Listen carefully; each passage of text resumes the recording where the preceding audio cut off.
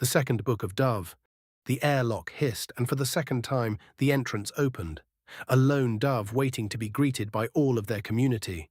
They all rushed to hug him at once. Their dove had returned. The group was overwhelmingly joyous to see him finally emerge from the airlock, but as the masses were confirmed that he truly was back and in one piece, the mood shifted towards curiosity. Enough with the hugs, you have the rest of his days to hug him.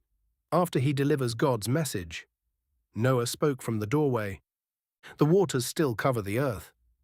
As we expected. Zeke reminding the group that this was, in fact, a good thing while working his way to the middle of the crowd. His arm around his son's shoulder, pulling him in just to make sure it was real, not a dream, truly returned. So, it was cold. So cold. Can we talk on the balcony? I still have no feeling to any of my extremities. Coming out more as a statement than a question, as the still bundled-up dove started down a narrow passage, just barely squeezing through with all his layers still on, before emerging on a very large Juliet-style balcony of natural rock, overlooking the churning molten mantle below. The large dome-like enclosure was always filled with this eerie red glow, the perfect backdrop to tell his campfire tale. The books, art and poetry failed to capture just how brutal the cold is. Dove picked up with a light chuckle, finally now starting to get feeling back in his fingers and nose. Was that the lava or pride creating that feeling? Warm enough now to remove the top layer, exposing the many pockets of his cargo vest beneath it. The one time I want to hear you speak and nothing. What did you see, boy? How deep are the waters? His uncle stealing any joy he might be getting in that moment. Humility. I found the stream no problem. It was considerably larger than we had expected. His words were meant for all those gathered and listening, but his eyes locked only with Triss. Really? But you made a point of how cold it was. Would think a lot more water would be locked up in ice. Confused, not sure where her logic was flawed, Triss stated to herself, needing to interject, break any awkward tension or eye contact. It was more powerful as well. I could feel the water spraying up when it churned over the rocks. Triss intentionally keeping from meeting his gaze, Dove snapped back into focus and continued with his debrief. I followed it some. I could hear signs of life, but never saw anything. I found a good spot to make camp and slept for the night. I woke to what sounded like an owl, but nothing that we had. Turning his attention to Proctor.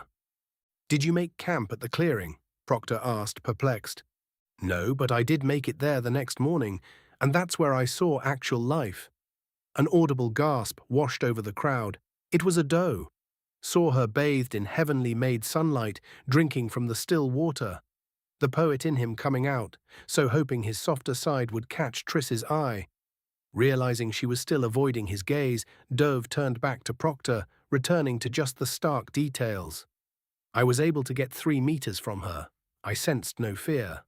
When I first saw her from the water's edge, I recognized her from the NG photos, but when I got close, I could see she was different. Saying different with his entire body, not just his words. Don't worry, I got some really good photos so you could see for yourself. Fishing the small camera out of one of the multitude of vest pockets. You 3 can talk more after. I need to hear the part about why you are so certain the waters haven't receded. His uncle both reprimanding as well as reminding his nephew to continue. I followed the river down till the edge of the tree line. The freeway was exactly where you said it would be. Turning to Proctor, making sure he got some kudos for a well-designed plan. It was buzzing with traffic.